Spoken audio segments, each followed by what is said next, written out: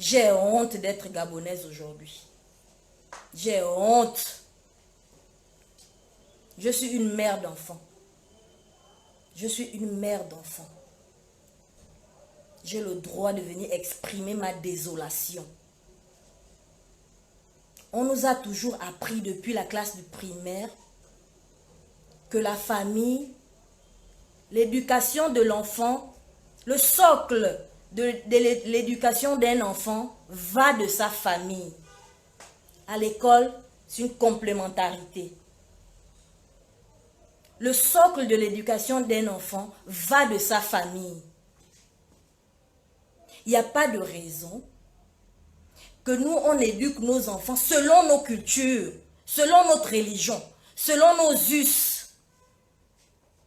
Et un bon matin, on vient compromettre notre éducation en disant à nos enfants que l'homosexualité est normale et légale au Gabon. Qui êtes-vous? Qui êtes-vous jusqu'à vous allez faire parler les muets dans ce Gabon-là? Bena! Trop, c'est trop. C'est pas normal que moi j'ai éduqué mon enfant que un homme ça va avec une femme selon ma religion, selon ma culture, selon ma tradition. Vous vous levez un bon matin pour me dire que désormais vous direz à mon enfant que je l'ai menti. Je l'ai menti, ce que je disais c'est pas ça. Vous compromettez l'éducation de mon enfant. Avec votre modernisation de merde. Pourquoi seulement le Gabon? J'ai entendu dans un reportage que le Gabon est l'un des premiers et des rares pays en Afrique, pas centrale, hein, en Afrique subsaharienne, à avoir légalisé la pratique de l'homosexualité. D'aucuns disent que la dépénalisation, c'est pas la légalisation. Mais qu'est-ce que vous racontez, vous? Qu'est-ce que vous racontez? Tout ce qui n'est pas impuni, tout ce qui est impuni est légal. Tout ce qui est impuni est légal. Au nom de la mondialisation, au nom des grandes puissances mondiales, j'entends les gens dire que ce sont les grandes puissances mondiales qui l'exigent. Donc, au temps de Léomba, les grandes puissances mondiales là n'existaient pas. Au temps de Bongo, le Bongo père, les grandes puissances mondiales là n'existaient pas. Pourquoi c'est au temps de Bongo fils que les grandes puissances mondiales ont tellement exigé l'homosexualité que on va l'imposer aux gens? Pourquoi? Vous avez toujours été des homosexuels. Vous vivez votre sexualité, personne ne vous dérange. Mais nous, on refuse que vous décidiez de légaliser ça. Non, non et non. Vivez votre sexualité. L'homosexuel, permettez-moi qu'il me permette, le monsieur qu'on appelle en l'air, il n'est pas devenu homosexuel dans les années 2000. Non. Il est homosexuel depuis peut-être les années, j'ai envie de dire 80, permettez-moi. Quelqu'un l'a déjà offensé, quelqu'un a déjà outragé à sa vie sexuelle. Même si on le fait, c'est de manière verbale. Il n'a jamais été incendié dans sa maison parce qu'il est homosexuel. C'est sa vie, c'est sa décision. C'est que nous, on refuse. C'est le fait que vous le légalisez. Pourquoi? Qui êtes-vous dans ce pays-là? Au nom des grandes puissances mondiales. Qui sont-ils, ces grandes puissances mondiales-là? Qui sont-ils? Au point d'outrager notre culture, au point de marginaliser nos religions, au point de piétiner nos traditions. Qui sont-ils? Pourquoi est-ce que ce qui est bien, c'est toujours ce qui vient de chez eux? C'est-à-dire que vous n'avez même pas de personnalité, vous. Vous les décidants de ce pays-là, vous n'avez pas de personnalité. Parce qu'un homme 5 étoiles, peu importe qui tu es, quand on te dit quelque chose qui ne va pas avec tes convictions, tu n'adhères pas. Peu importe ce que ça va te coûter, tu n'adhères pas. Tu n'adhères pas.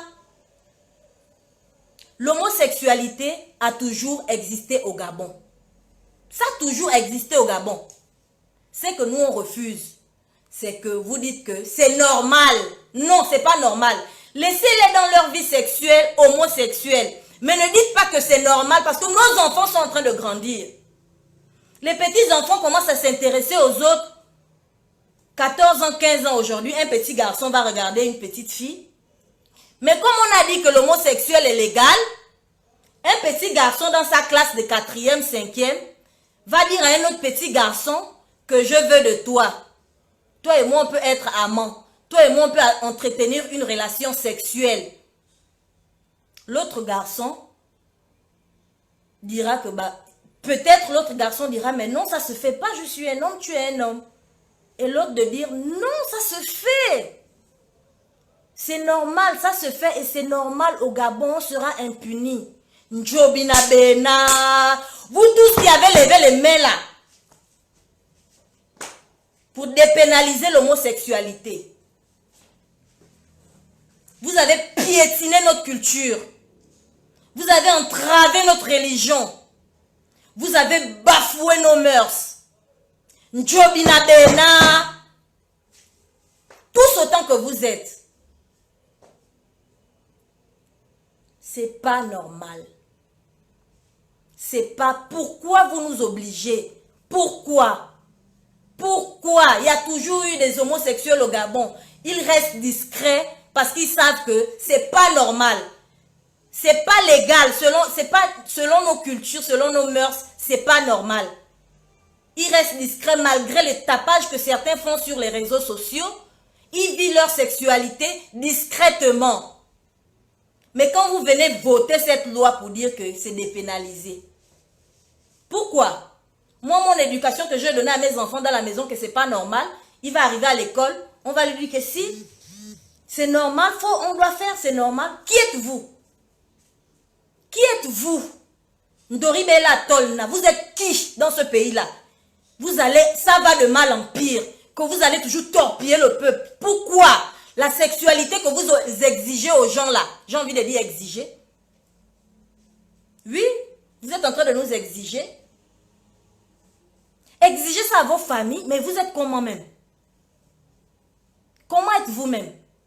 Dans un monde, les gens ne peuvent pas vivre, même dans un même pays.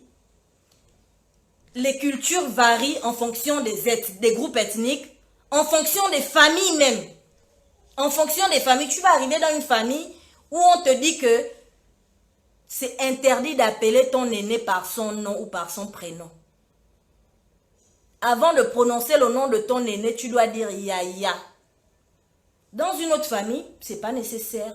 Mais c'est ça, la diversité. Mais pourquoi est-ce que on n'accepte pas la différence d'un pays à un autre? Pourquoi? Si les Occidentaux considèrent que l'homosexuel, c'est normal, ça n'entrave pas leurs mœurs.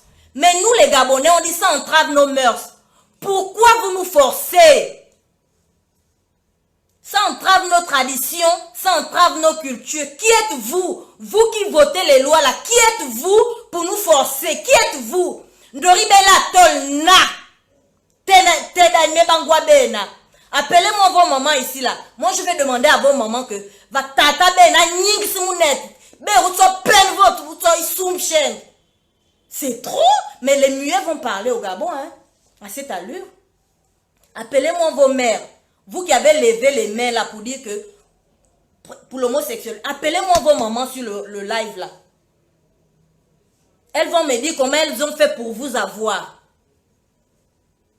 Elles doivent venir dire ici là que pour avoir nos enfants, on nous a enfilés par l'arrière. Ou bien pour avoir mon enfant là, j'ai enfilé un homme et mon enfant. Mais c'est sûr. Vous êtes les enfants de l'homosexualité. Dieu seul, Dieu, pas Dieu. Vous-même, vous connaissez comment vous avez fait pour être sur cette terre. C'est pourquoi vous êtes des perdus. Parce que quelqu'un qui sait où il vient, il sait où il va. Quand vous vous levez pour dire c'est normal, vous êtes des perdus. Vous êtes des perdus. Vous ne savez pas par quelle voie vous êtes arrivés sur cette terre. Parce que une personne qui sait que mon père s'est accouplé avec ma mère pour que je sois, ne peut pas lever sa merdique, sinon garder sa merdique de main baissée pour dire que dépénaliser l'homosexualité. Elles vont venir m'expliquer comment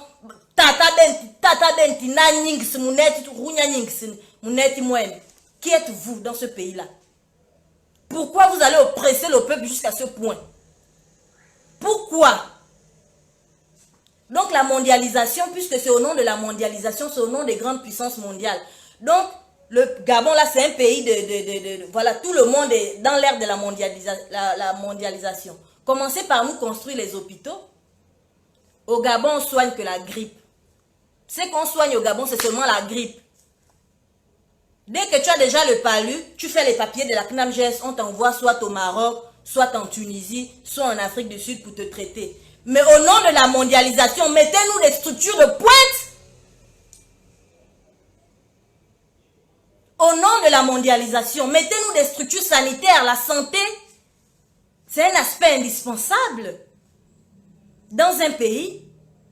Au nom de la mondialisation que vous dites là, construisez-nous des structures de pointe pour qu'on ne voyage pas pour le moindre palu, pour qu'on ne voyage pas pour les moindres céphalées. C'est ça aussi la mondialisation. Donc la mondialisation, c'est seulement venir nous dicter ce que vous voulez et on exécute. Qui êtes-vous? Qui êtes-vous?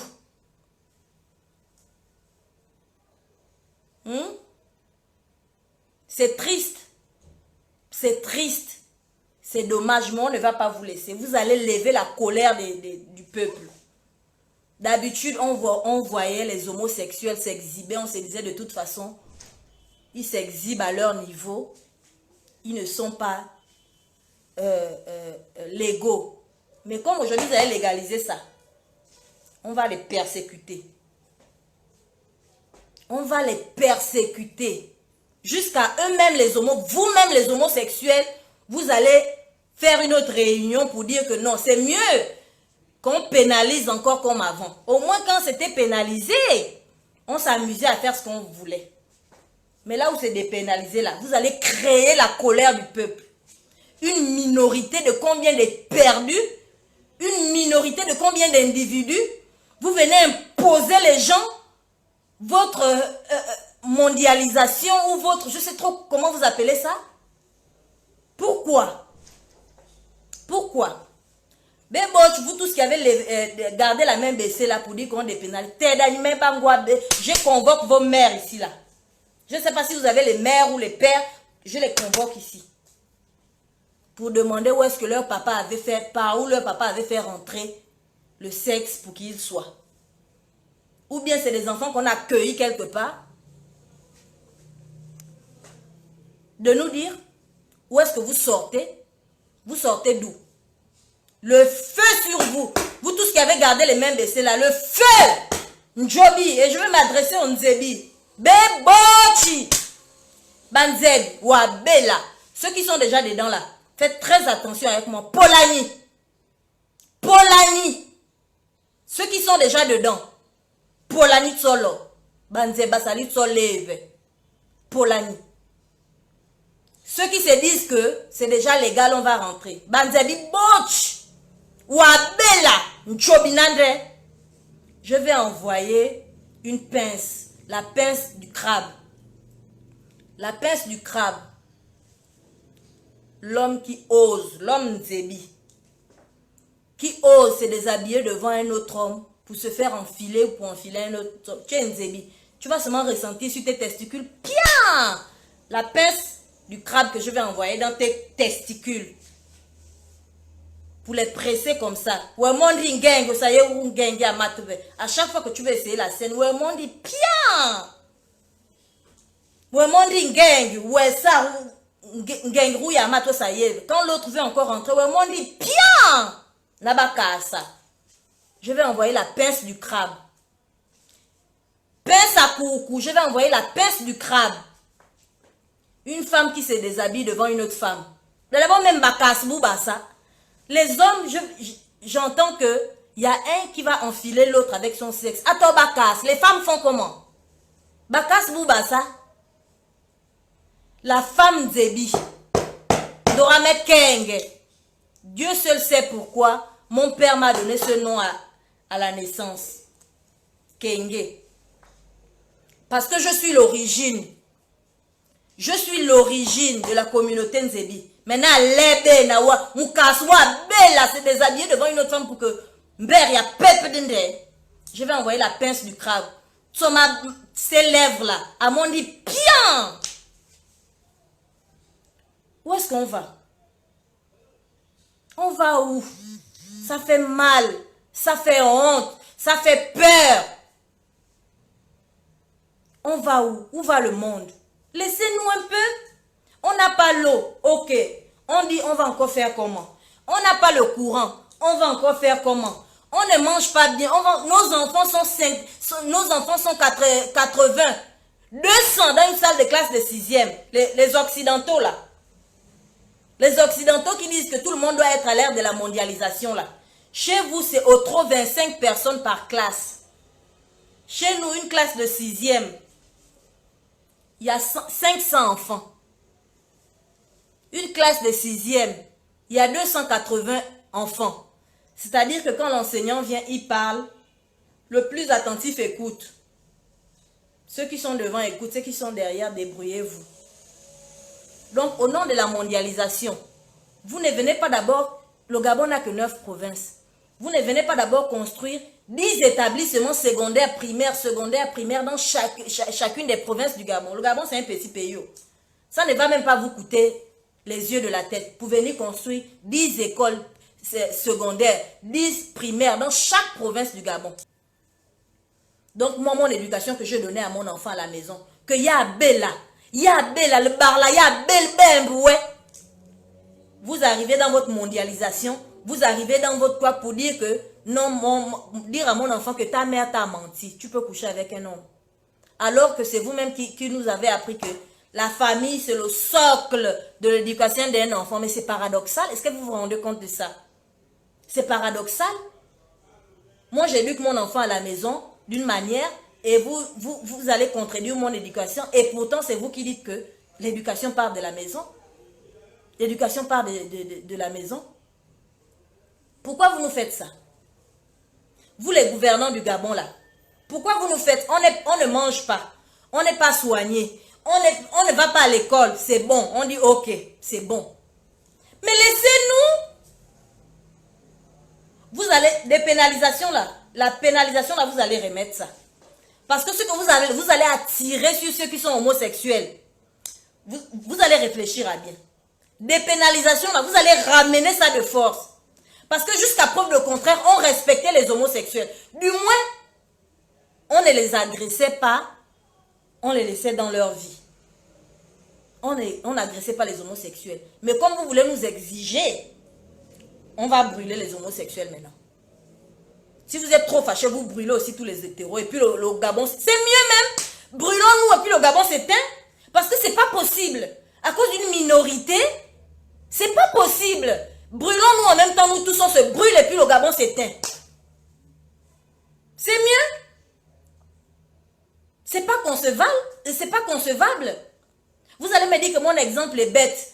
C'est comme par exemple dire que non, les grandes puissances occidentales ont dit que voilà, le manioc doit être maintenant mangé par tout le monde. C'est obligatoire. Essayez de réfléchir à votre niveau, mais la décision finale c'est ça. Donc les Marocains avec leur couscous, ils vont jeter leur couscous pour manger, vous, votre manioc, qui ne savent pas comment vous trempez ça, qui n'ont pas des anticorps pour lutter contre tout ce qu'il y a de néfaste, tout ce que ça peut apporter de néfaste à leur organisme. C'est ça?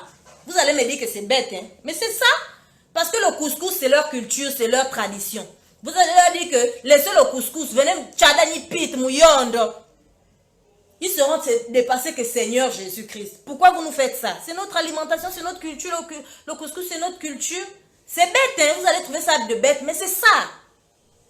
C'est ça. Vous allez vous lever un jour pour dire que le manioc, les grandes puissances ont dit que tout le monde doit manger le manioc. Quelqu'un qui ne connaît même pas par où le pita passe pour être pita là, ou mouyondo là, il va manger. Benna. Benna. Qui êtes-vous? Trop, c'est trop. Trop, c'est que vous allez attirer avec ces décisions-là. Je ne vous donne pas un an, vous allez revoir cette décision-là. Ce que vous allez attirer avec ces décisions-là, Wallahi billah, je ne vous donne pas un an, vous allez revoir cette décision-là.